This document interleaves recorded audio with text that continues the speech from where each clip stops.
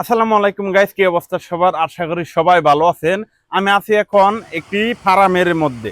ঠিক আছে, আজকে আপনাদেরকে এই ভিডিওতে দেখাবো একটি ফার্মের কত টাকা লাভ হয়, কত দিন পালতে হয় মুরগি।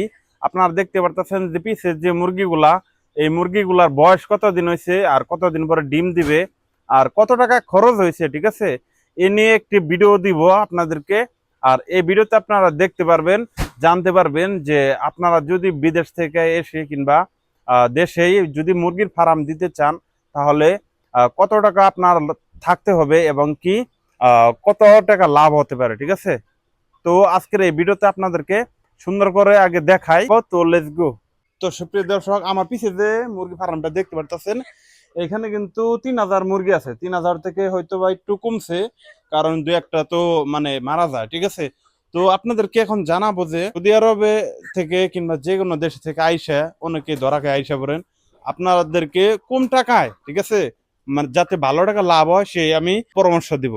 তো আপনাদেরকে আমি অবশ্যই বলবো যে আহ এরকম যদি একটা ঘর দিতে যান পাকা করে কিংবা বড় করে, তাহলে কিন্তু আপনার 4 লাখের মতো খরচ হবে। আর যদি টাকা কম থাকে আপনার, তাহলে ছোট করে দিবেন, 2 লাখ টাকা লাগবো।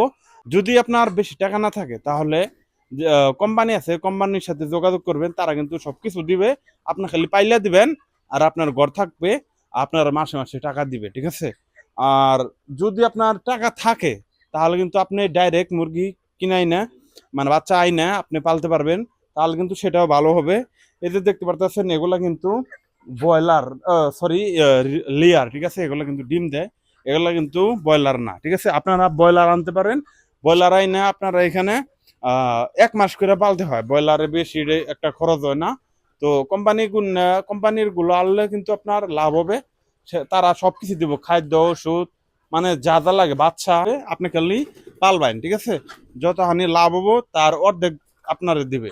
টুক লাভ হবে আপনার, তত টুক ভাগ করে, ঠিক আছে, আপনার অর্ধেক দিবে আর অর্ধেক তারা নিয়ে যাবে। ঠিক আছে, তো অবশ্যই বলবো আপনারা এরকম একটা ঘর দিয়ে আপনারা মুরগির ব্যবসা করতে পারেন। মোটামুটি খারাপ হবে না। ঠিক আছে, আপনারা যদি আসেন বিদেশ থেকে কিংবা দেশ থেকে যদি করতে চান, ঠিক আছে, আপনারা আরেকটা কথা, আপনারা এরকম টিনের ঘর না দিয়েও কিন্তু তিরফল দিয়েও কিন্তু চাপড়ার মতো দিয়ে সেখানে কিন্তু করতে পারেন। সেটাও কিন্তু খারাপ হবে না, মোটামুটি ভালোই হবে। ঠিক আছে।